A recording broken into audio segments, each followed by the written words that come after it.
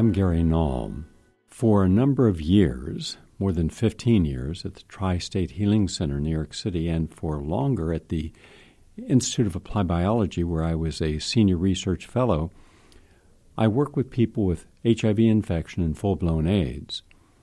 And I used a different type of protocol. Yes, there were people receiving the antiretrovirals like AZT, DDI, DDC, protease inhibitors, and it had not worked for them.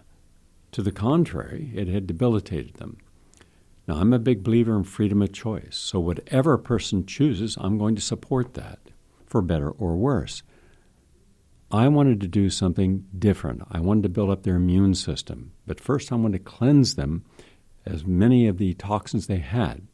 So I put them on specific protocols, and all 1,200 people that I work with over that period of time, no one died during that period of time. In fact, there was measurable improvements in most of those people. They were getting intravenous vitamin C and ozone and homeopathic remedies and zeolites and a vegan plant-based diet and lots of juices each day, lots of supplements each day, and psychological counseling.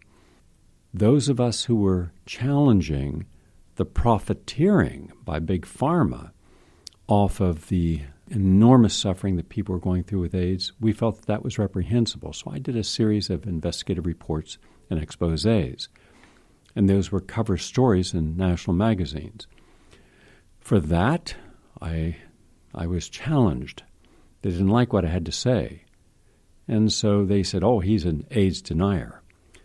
Well, that was not true, and anyone who chose to do their homework would have appreciated that I was doing as much as anyone that I knew of in helping people, and I wasn't charging a penny. All the people I work with and all my medical team work with and the nurses, they were given that treatment for free. We did it with the whole intent of helping people who otherwise we believe would have died. Tony Brown of Tony Brown's Journal on PBS, he had heard within the African American community that there was this place, the Tri-State Healing Center, that was getting some remarkable results. There was also Bill McCreary, multi-Emmy Award-winning reporter on Channel 5, and also Bill Tatum, the publisher of the Amsterdam News, the leading African-American newspaper in the United States, and people like Isaac Hayes, the great musician and singer, and Arthur Ashe, and Stokely Carmichael. I mean, major people within the African-American community were there on a regular basis looking at the results. With the patient's permission, their medical records and blood workups and lab reports, people that I reversed their AIDS. Now, when I say reverse AIDS, the 1,200 got better. They were healthier. They were living with AIDS naturally.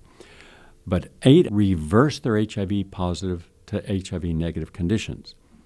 But also at the same time, I was a research senior fellow at the Institute of Applied Biology and Anti-Aging Medicine.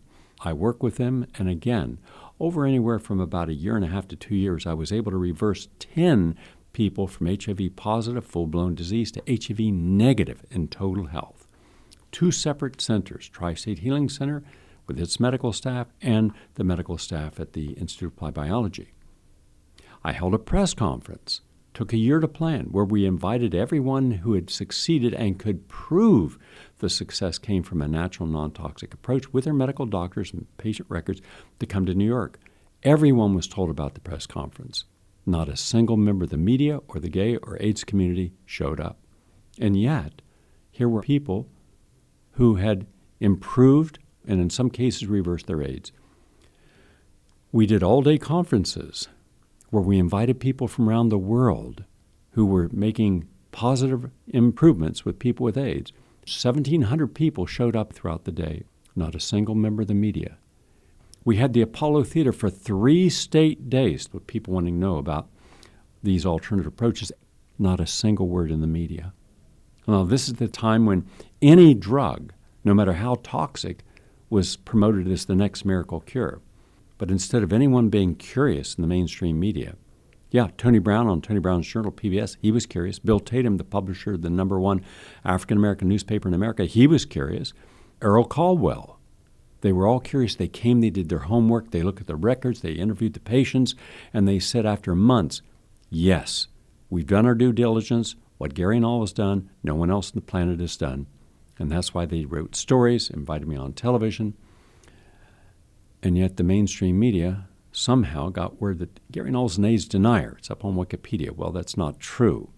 I wrote a textbook on helping people cure AIDS naturally. Dozens of articles, including the Townsend Letter. The longest article in the Townsend Letter for physicians in their history was on natural approaches. No, this is about politics and money. People who are profiting off those who were suffering and dying from AIDS. The exploitation of a massive pathology, AIDS and HIV. And I exposed them. And for that, they were unforgiving. And they had control, and still do, over Wikipedia and the press. But now you know the truth. And the truth is coming at you right now. Thank you. Gary Null, who says he can now offer evidence that people diagnosed with, quote, AIDS, who have turned to a non-toxic lifestyle, also return to good health. I'm Tony Brown. In a moment, good news about AIDS and HIV. This man has been helped. I brought 2 other people on your show 3 years ago. They're both alive and well and continue to remain seroconverted. Now let's talk about this man. This man, you say, is the benefactor of your protocol. Yes. All right, now we're going to ask him his experience. Then I'd like for you to describe what the protocol was. So I took the HIV test, and it turned out to be positive. So I panicked. I said, wow, I don't want to die. I'm very young. How old were you? I was like 32 years old. Anyway, I said I don't want to die, so I started going to the doctors, and the doctor says, well, I took a blood test. My T-cell count was at 800. So that's pretty good. That's very good, T-cell isn't it? count. 800. So right away he says, take this. Well, we're going to give you a prescription of ACT. I said, but from what I gather, I think I'm pretty healthy still to take these toxic drugs that you're prescribing me. How long did you stay on AZT? Well, he did prescribe me the ACT drug, and I did take it for like a week or 2. So you didn't use it very long? No, I took it for a week or 2 because I started getting sick off of it. I started getting like blurry vision, and my body was starting to change. I felt something like taking over my system. Did you get your CD4 count, your blood count, after you took the AZT? No, this was before. But after you did take it, did yes. Did your blood count, yes, did your count go down, CD4 count? Yes, it did. What did it go down to? As a matter of fact, it went down to 600 then. Went from 800 to 600. Yeah. In a short period of time? In a short period of time.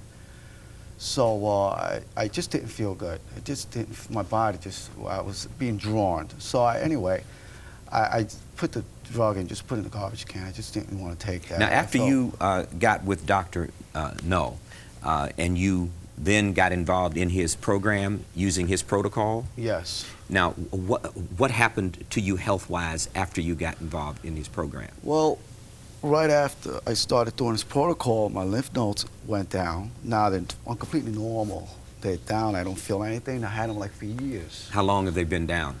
4 years. 4 years? 4 years, yeah. And how long did it take after you started the program with Dr. Null before they went down? It took me about a good 6 to 8 months. Mm-hmm. I started like detoxifying my system, and I just improved my health. I gained weight, for one, and I feel great right now. Now, these are medical records you brought with you today. That's right. You have 12 copies of my medical records there. What do these medical records Well, one prove? is a PCR test. PCR test indicates the viral low level, HIV viral low level.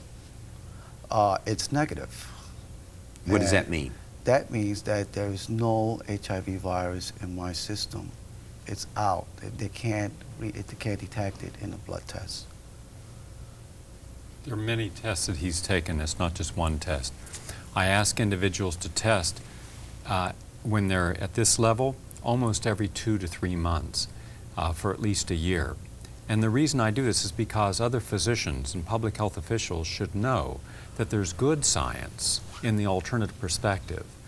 And it may not be a therapy that they're familiar with because they're just not trained in it. But if the results are positive and you can document them and you have good medical blood workups, I mean, the blood workups are done at all the standard labs, and the physicians are all board certified physicians who are actually overseeing and administering the actual therapy, then either they say yes or no. I'd like to get your view of the latest breakthrough, the headlines in the papers this week. What breakthrough? I mean, we're not in the ice ages.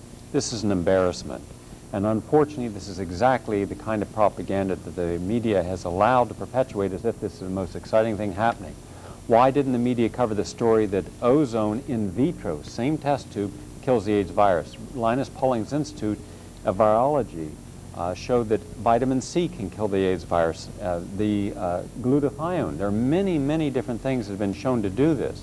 And I'm concerned that people will once again start looking for a drug combination and forget that we have live human bodies who have gone from having AIDS to normal, who've been HIV positive, who've never converted into AIDS, and who have gone from HIV positive to seronegative. I have two of those here. Now this should make a headline. This won't get any attention. But in a test tube, suddenly that makes headlines. To me, that's absurd. Get to our guests today. We'll call them Jack and Joan because they do not want to be identified.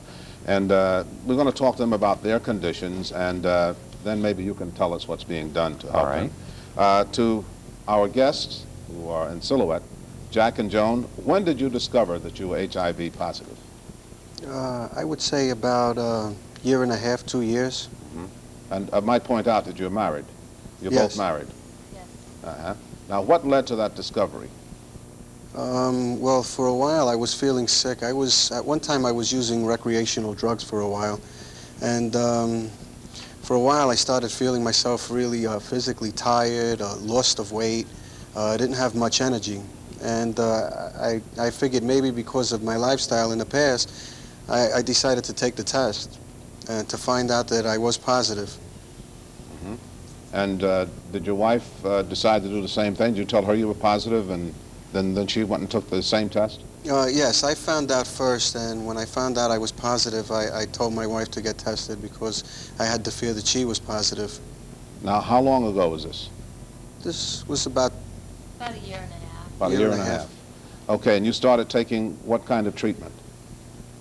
I had went to a doctor and they prescribed AZT.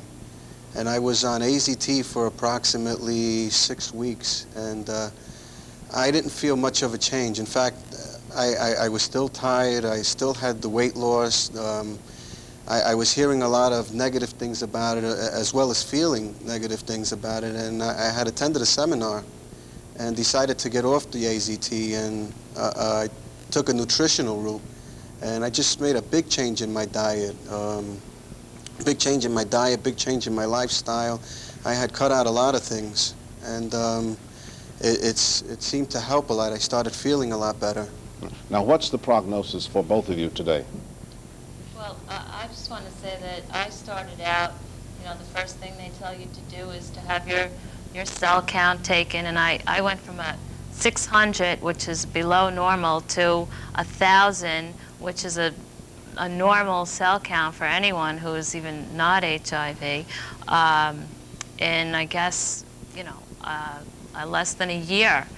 I too, we went to Gary's seminar and cut out everything as far as anything that would be bad for you: sugar, caffeine, drinking, smoking.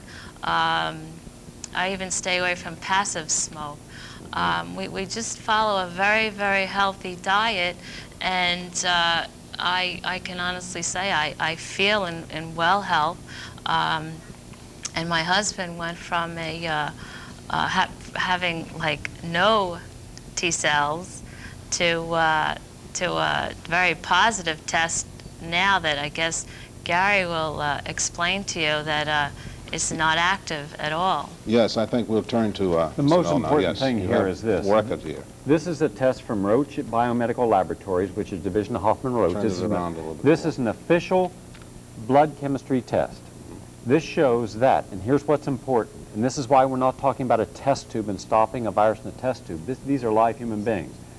Their physician, using a holistic protocol, and this is a regular Orthodox doctor, In a year, this person went from HIV positive active virus to P24 antigen test negative, HIV antibody positive. That means the HIV to have no antigen 24 means you have no active HIV active in the body.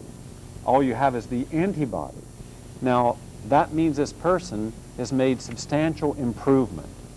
And this should be getting some attention because it shows, and this is not the only person, there are many people like this. That would be the question. People say, well, sometimes, you know, these things happen in isolation, so to speak. Let me find this. You have physicians watching right now. Any physician treating a patient with AZT and DDI and DDC, please send me any results where you have someone who tested positive using standard test for HIV P24 antigen positive, who after using those therapies, after a year, tested negative, and also has no active viral titers and no opportunistic disease. I'd be very interested in seeing that because I haven't found any, but I found many who've taken the different approach. Is that your experience? Okay. Yes, my experience is with tens of thousands of people. The reason our group focuses on alternative approaches is the people doing the best are using them.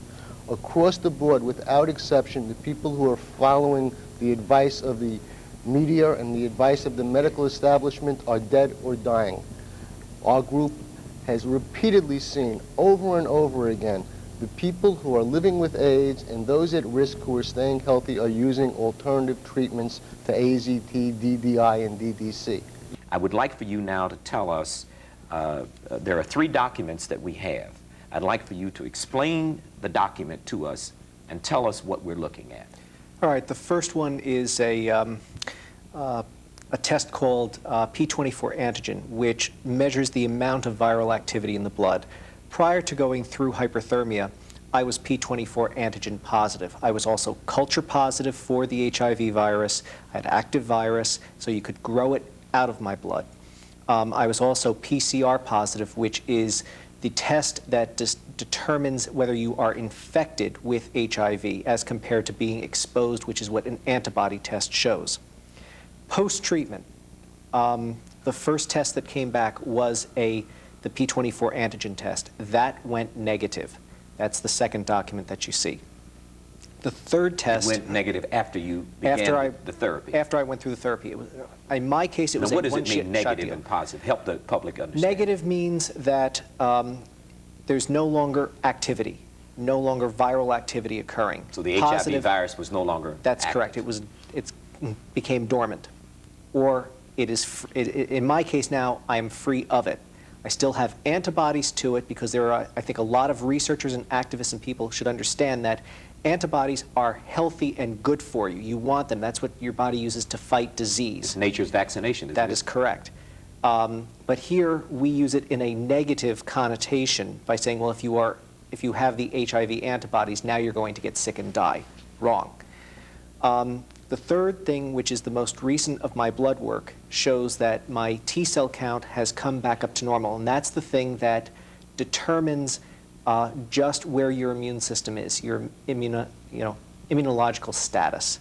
I am within the normal range now for T cells. When you started out, your T cell count, which used to be the marker for AIDS and is still one of the markers, I believe, what was your, before you began treatment, when you had full-blown AIDS, what was your T cell count? Well, according to Center for Disease Control Standards, I was in the 200 range. Therefore, I had AIDS. 200 or below is, yes. is designated as AIDS. That's correct.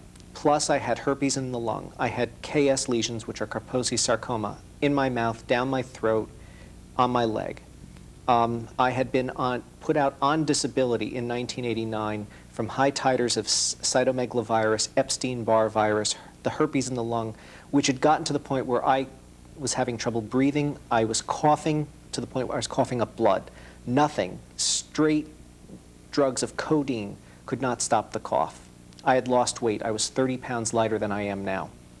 Now, 3 years later, it was March 2nd, 1991, I went through this therapy at the University of Rome in Italy.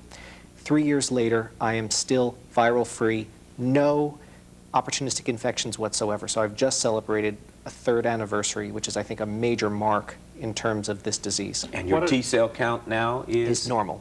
Is normal, and it's around 800? Yes.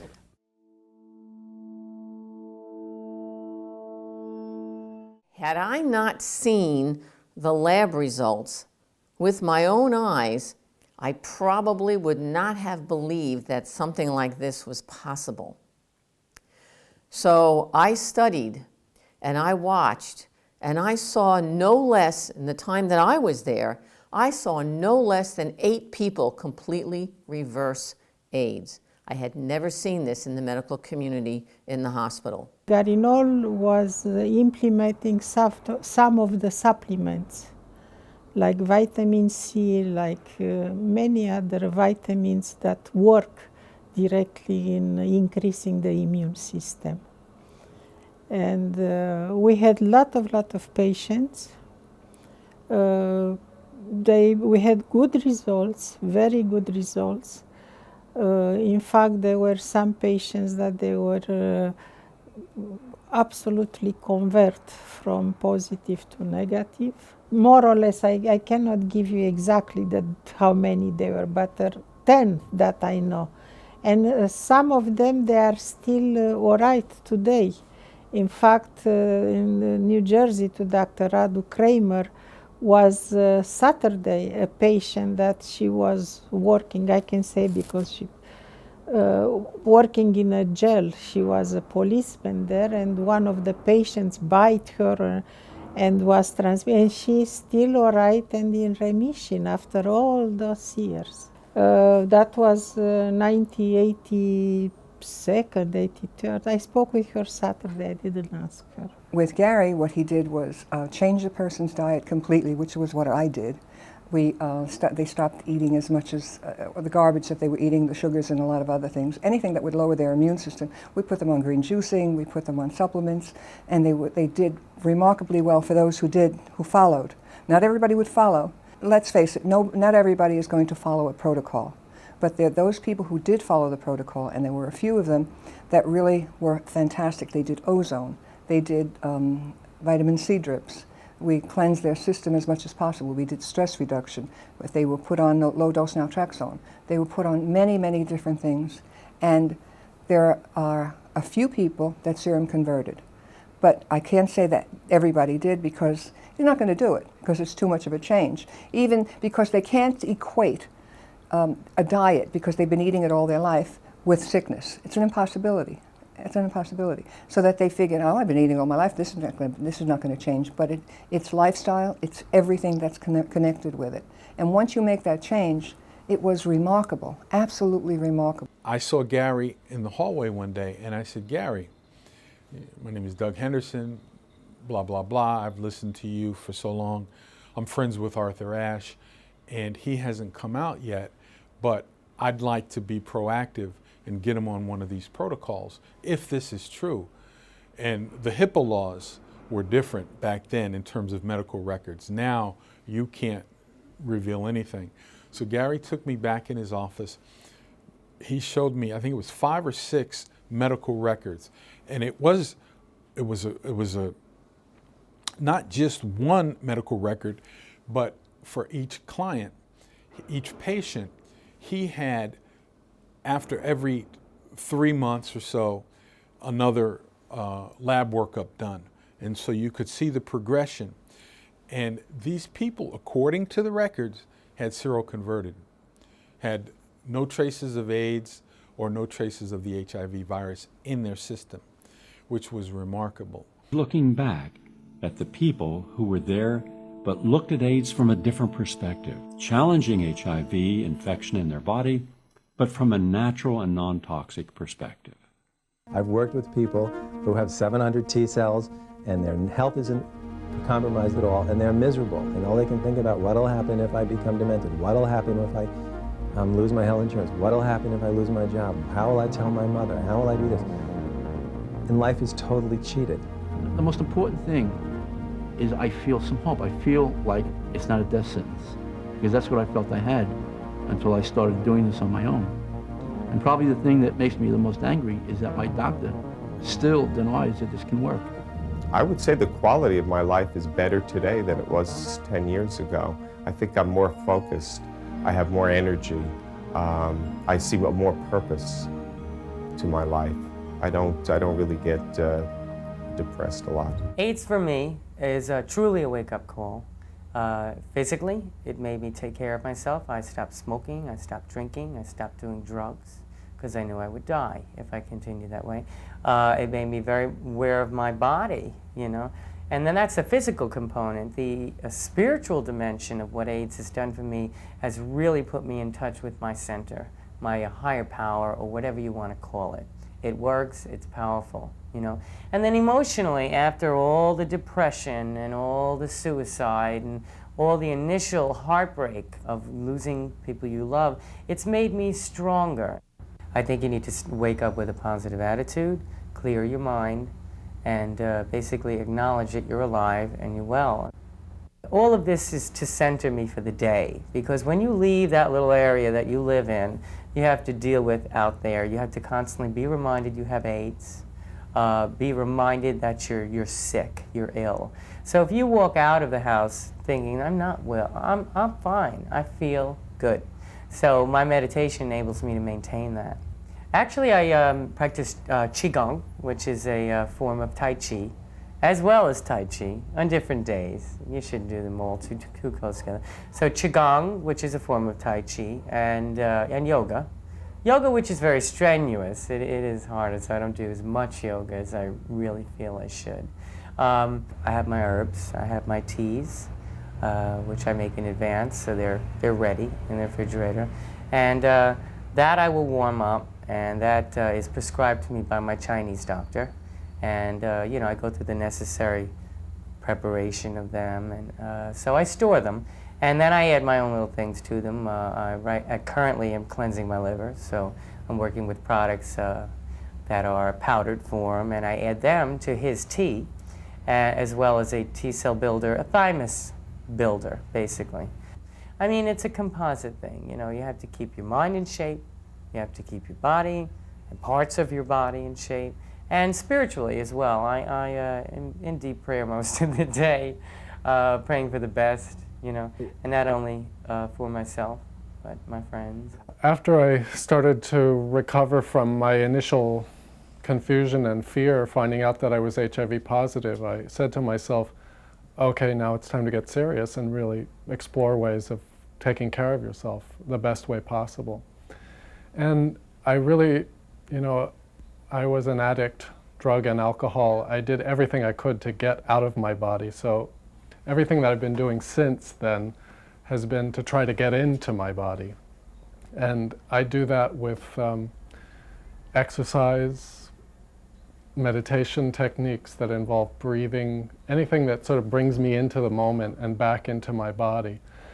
I put together a little ritual that I try to do as often as I can in the mornings. It's pieces of Tai Chi and yoga and a Chinese exercise system called the 18 therapies, plus a little meditation. And I feel so different after I do that in the morning. It's incredible. It sees me through the whole day. I also try to connect with nature as much as I can. It's very difficult living in the city, but I'm fortunate to have a garden where I live in Brooklyn, and I love to just get out there and dig in the dirt and look at the worms and see the growing things, and it helps to remind me of the cycles of life. And when I can, I get off into the forest, and there the cycles of things are so obvious and so beautiful. I try to connect with that and try to connect with the life force in everything that I see. The food is really our main teaching tool, because people come down to the center, they sit at our family-style tables, they get a lot of support from the people around them, they're able to share healing resources, information about new treatments, interesting stuff that comes up. But the food is the main teaching tool. They see it, they're able to experience it, then they want to know more about it. And that's where we're able to follow up with our classes in cooking and our lectures. And the name Whole Foods Project pretty much says it all. We serve organic, vegetarian food, and whole foods simply means food that is as close to its natural state as possible. So we don't use canned foods, we don't use highly processed foods, we don't use any dairy or meat. So we are a vegan program. It certainly makes a difference when you start caring about something and you want to know where your food came from. You want to know that it wasn't grown with chemicals. And there's another element of this. These chemicals are not only hurting us, but they're hurting the farm workers that are using it. And so we have to sort of start broadening our view and seeing what is the real effect of the standard American diet.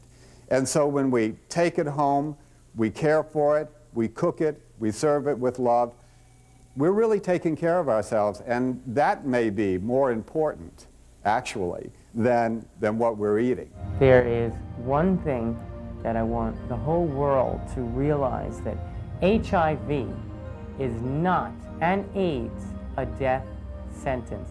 I am living proof of that. And there are many, many, many friends of mine and a whole subculture of us that are just fine with no T cells. So it is not a death sentence. It is one door closing and a window opening.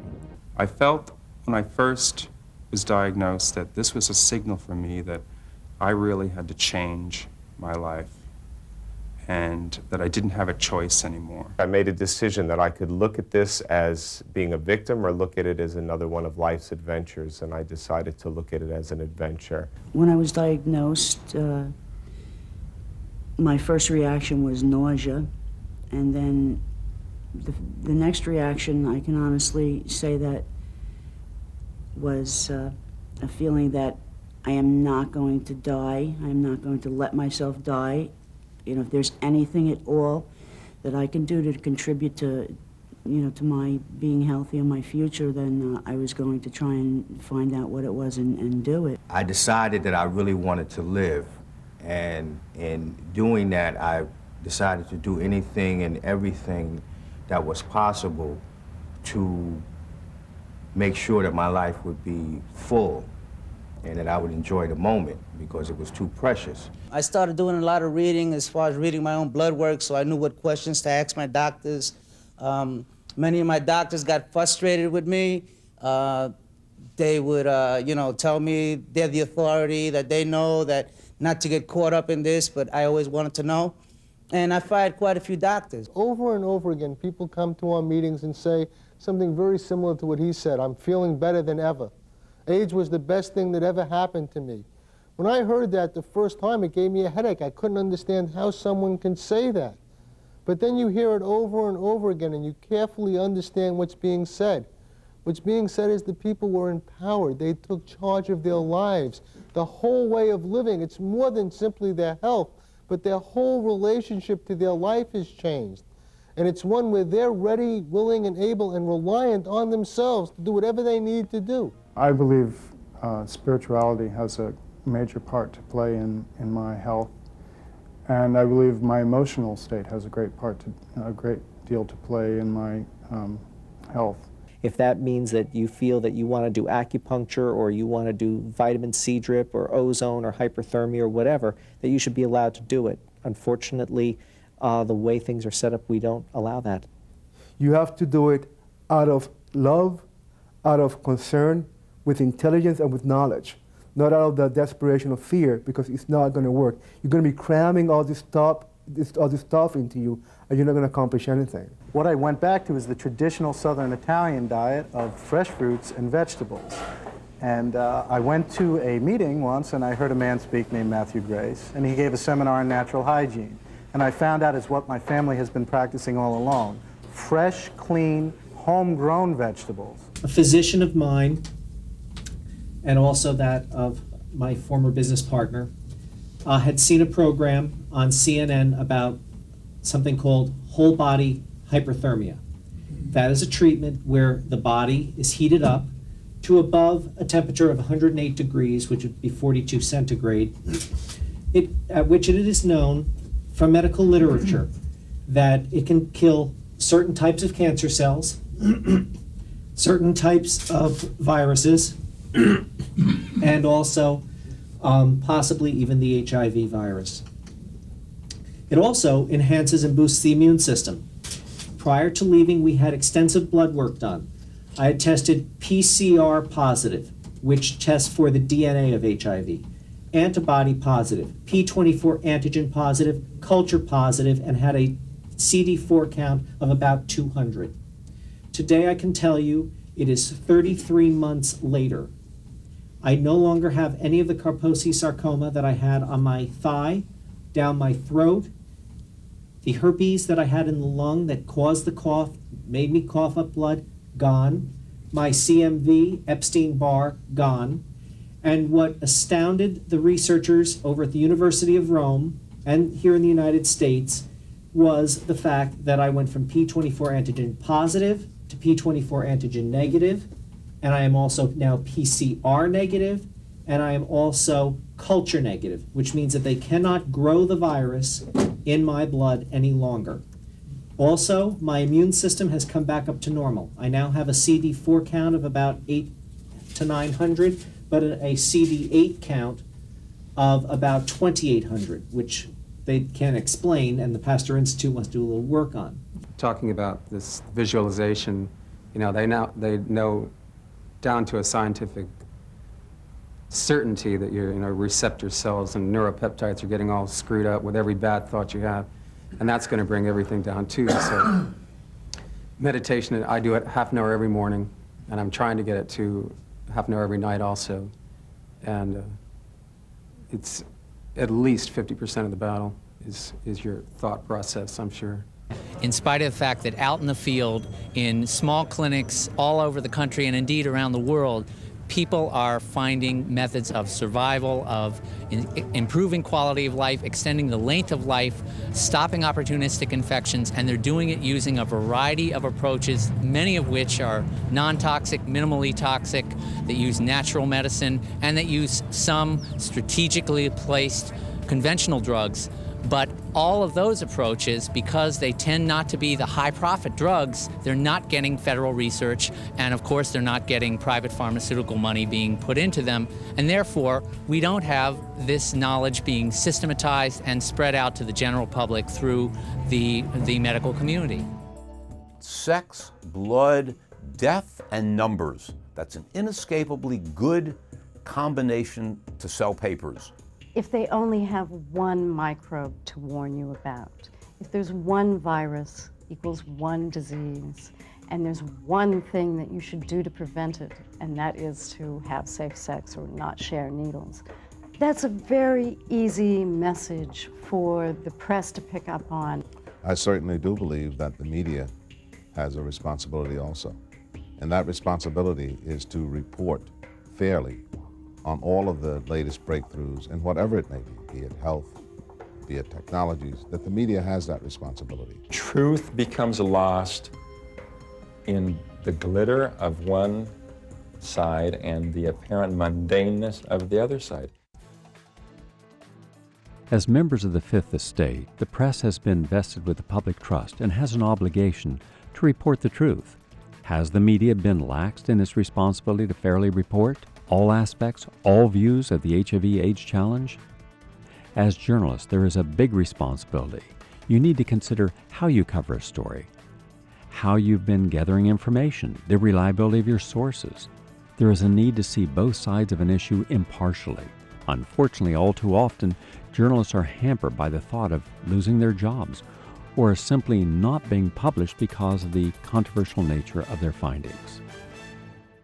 When I was first reporting on the views of scientists who challenged the HIV story, I really thought that my colleagues would be quick to pick up and look at this themselves too soon. And I was amazed that instead of doing that, they not only ignored the critique, but they actually attacked me and the Sunday Times for having raised these issues, that this whole thing is a kind of house of cards. It's an illusory thing, where our good feelings, allied with greed and ambition and things like that, but primarily often our good feelings have led us into a huge trap where an unvalidated theory has been marketed to the world and today is causing untold harm. The Journal of the American Medical Association, the British Medical Journal, The Lancet, Nature, and the New England Journal of Medicine, the 5 most respected medical journals in the world, will not allow dissonant views on the cause or treatment of AIDS. How then does one encourage the dialogue to challenge the orthodoxy? The 5 major medical publications in the world will not allow dissonant views on the cause or treatment of AIDS or any information around it. How then are you going to encourage a dialogue that could challenge the orthodoxy? The 2 main aspects of the hypothesis are that AIDS is caused exclusively and finally by HIV, and secondly, that this is universally infectious and will cause a pandemic by heterosexual transmission in the general population. Now, the Lancet has published some stuff, mainly by me, in the form of letters, which cast doubt on those 2 essential pillars of the hypothesis. They haven't published much else, and the other journals have published nothing at all. They've been asked to do so again and again by myself and others. I submitted a manuscript to journal, Nature's and others, to publish my finding and to publish the impact of medication and the corticosteroid on the influence on the AIDS epidemics. And I am a pathologist and toxicologist, but they rejected the articles. The main Journal of Immunology, New England journals, and Nature's and Science, they are publishing only one side of view. There must be someone who has the authority, who has the ear of the media, who will sit down with a group of the leading scientists, including a number of Nobel Prize winners, who have this different perspective of HIV/AIDS, who know of the problems of the HIV paradigm. There is a need to sit down with these people and to hear what they have to say. I don't know how many of the people who have died, so-called of AIDS, have actually died of AZT, because it certainly would wreck your immune system to take that stuff for a few years. It's like if you started taking any other chemotherapeutic agent for the rest of your life, it would be that agent probably that killed you. You know, when you give chemotherapy to somebody with cancer, you give them a round of it for maybe 14 days or a few days. Hopefully you're not going to kill the patient, you're going to kill the cancer. The patient's going to survive. But you don't keep giving it to him until he dies, because he certainly will. And AZT is just like those things. It's a little more lethal than most of the anti-cancer things that people take for that. AZT not only terminates DNA synthesis of all sorts, but it also acts in other ways. It acts in the mitochondria to lead to the oxidation of the mitochondrial DNA in ways which were not suspected. I'm thinking of the work of Miyazawa and Ozawa. It destroys mitochondrial function, and the mitochondria may be the secret to the degenerative diseases. AZT causes instant old age. AZT causes you to age more rapidly. The Glaxo Wellcome Company needed a new market. So they've latched on to pregnant women, people who've been told that they weren't at any particular risk for AIDS until now, people who are a brand new market, who are very naive about this stuff, who don't know what this horrible drug does, and they're being coerced, practically bludgeoned by the medical establishment to have themselves tested for HIV, and if they test positive, they're going to have this full court press from the medical establishment to get them to take AZT, and they'll say, well, it's for the good of your baby. You don't want your baby to be born with the deadly AIDS virus, do you? What they're not saying, of course, is that in the studies that they cited to justify this nonsense, only 25% of the babies born to HIV-positive mothers tested positive themselves in the control group. So we're talking about 3/4 of the babies who will never have this, and babies who were born to mothers who took AZT were 3 times as likely to have birth defects as the babies in the control group. So this is really an incredibly dangerous push. The PENTA trial is a trial of where AZT is being given to very young children, most of whom are black. 71% in Britain of the children involved in the PENTA trial are black, and the trial is designed to establish whether AZT should be given early on or later in the child's lifetime. And these children are HIV positive. They don't have symptoms of AIDS, so they're perfectly healthy children.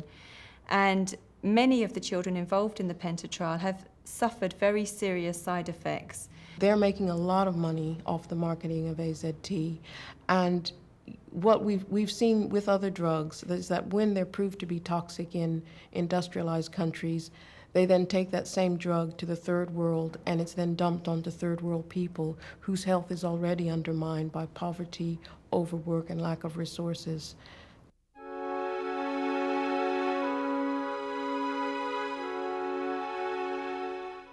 These drug companies shouldn't be saying, okay, we got the drug now that we make a bundle off of this drug. We don't need to do further investigation into how to make it better for the people with AIDS that need the drug. All we need to do is take the money and stick it in our pocket, and then we'll, throw a couple of, tens of thousands of dollars around for some educationals about our drugs that we want people to buy, and that'll make us good community contributors.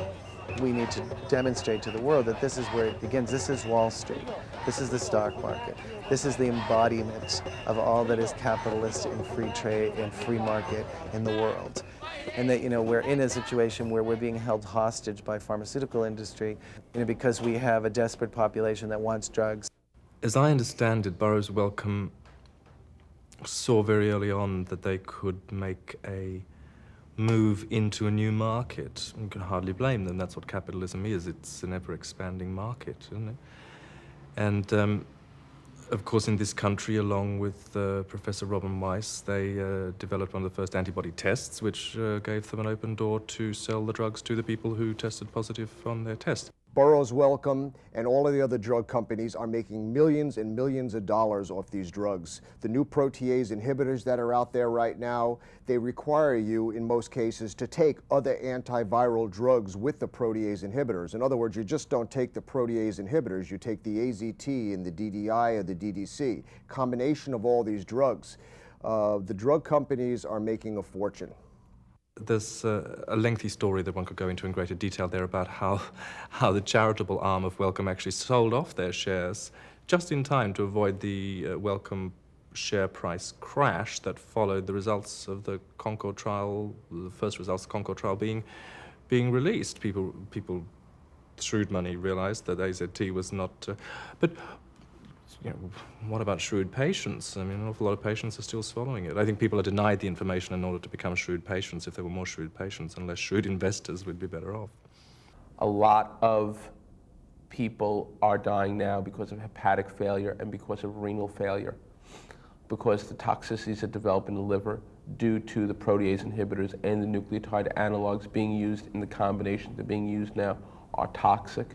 There was one paper at the recent retrovirus conference that showed that 29% of people taking protease inhibitors in rural Idaho who had never taken anything were resistant to it. So, I think that there are people who seem to feel they're benefiting from this, but this is like every other drug that's come out on the market. It's not the savior. Not only is it exorbitantly priced, but my fear, and this is what some of the papers are showing, is that pretty soon people who are taking these combos are going to be resistant to everything. What they look for is surrogate markers. Now, have you heard that term battered about? Surrogate markers means, well, it doesn't seem to do anything for the disease, but it does every now and then do something for the level of CD4 cells that we measure, or it does something for this or that. Not that anybody really knows whether you want more or less CD4 cells at any particular time in your life. A lot of diseases cause CD4 to go up. A lot of diseases cause it to go down. Nobody's even sure if a CD4 cell is always a CD4 cell. It's a marker on the cell at the time that they do this little counting procedure, which is to stick a fluorescent tag on there and say the ones that light up have CD4 on the outside. And we don't really know what those cells do. The immune system is incredibly complicated. And the immunologists' brains are not nearly complicated enough to deal with it. We have these little, there are theories all over the place, but no real competent immunologist would tell you that CD4 levels was a surrogate marker for anything until we know more about it. But that's what they're using. That's what the FDA is saying, yeah. You don't have to show that it helps them. These protease inhibitors, the same thing. You don't have to show that it helps the patient. You don't have to show a single life saved All you have to do is show some little clinical indicator has changed in a way that somebody is hoping is going to make you better. I've met hundreds of patients, I've interviewed them. T cells, 1, 0, 30, 80, perfectly healthy people, and they just go on like that. T cells, I don't think they have any idea what T cells are. The margin of error in counting T cells is incredible. And there's also a huge margin of error in viral loads. What day of the week you take it, what, you know, how stressed out you are. It's not just, you know, what medication you're on. In Africa, in India, and especially cities like Bombay and Calcutta, in Bangkok, Thailand, with its excessive sex trade, and emerging suburbs and cities in China, Haiti, Guatemala, and Brazil. Impoverished people in these countries around the globe are said to be experiencing an epidemic of HIV and AIDS. Their governments welcome the cash flow that drug companies provide with open arms. The effects of overwhelming poverty, malnutrition, and disease are taking their toll. Many of these poorer nations cannot afford to help their own people and look to their wealthier neighbors for relief. Money pours in from various sources, mostly drug companies, who are offering new drugs for test subjects. The testing is being done in the name of research, but who really benefits? The pharmaceuticals dose would cost about $200 a month. Well, the vast majority of people in Africa don't have a per capita income of $200 a year. So someone is going to have to subsidize these kinds of drugs, making them available in Africa. And I think that the pharmaceuticals will look towards state organizations or multilateral institutions. So business came in on the story after, in my view, it had been created by these social and political pressures. Once the story got going, and the mega dollars for research and treatment started to flow, then business also became a big player. And the huge profits that were made from the early AIDS drugs, for which a lot of money was charged because there was great fear about this, those profits got fed back into AIDS organizations, gay men's organizations in some instances, activists, and thousands of NGOs actually today owe their existence to these funds. The doctors are treated very well by the pharmaceutical companies. They're wined and dined at the meetings. The meetings are incredible trade shows. People playing with condoms, pulling them over their heads, blowing condoms up, seeing how much air they could hold. All of this stuff goes on. And there wasn't even a lounge for people with AIDS. There were, at some of the conferences that I've gone to, they put a lounge for people with AIDS at the farthest building from the conference, on the 4th floor, without a couch, without even any water in the room. And they had to be reminded, the conference governors had to be reminded that perhaps you could put some water and some fruit, maybe, and maybe a couch. And their ACTUP had to carry the couch into the room, and then they put guards at the door. Truth is simple. Truth is ordinary. Thomas Jefferson said he could not believe any matter of the conduct of our life could be a matter of science, because he says for every man of science there are thousands who are not. What would become of them? Here are the thousands who are not. And I agree with Thomas Jefferson. The truth about the conduct of life is simple, is ordinary. It is about you and I, ordinary people living our lives in good and helpful ways. But that lacks glamour, it lacks newsworthiness. And the truth is that if you're a journalist who says, I'm going to report the truth in today's market where a few very powerful people control the media outlets in most countries, you'll lose your job. Anyone who tries to venture into this field of trying to report fairly and accurately all sides of the story will immediately be pushed out onto the margins and told that they're being irresponsible and that they are trying to support people whose views are just not credible and they're nutters. And so the journalists themselves will then become treated as nutters and as rogues. And so they begin to lose their credibility. And so it's a very brave journalist who puts forward any of these views, because immediately he's in danger of having his whole journalistic career discredited. You've been given hard prima facie evidence from doctors, from dietitians and nurses, from patients with their medical records, and scientists that I was able to seroconvert in one group 10 patients, in another at the center 8 patients, but all of them got better, even if they still remained HIV positive. That no one is denied AIDS or HIV infection. We simply challenged that everything coming from the so-called epicenter of AIDS dogma out of Washington, that it wasn't accurate, that there were more humane and more scientifically valid ways of going about helping people with AIDS. So then I was called an AIDS denier.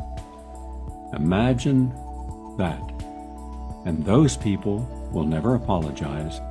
They were wrong. And I've shared the truth and the proof with you. Thank you for watching.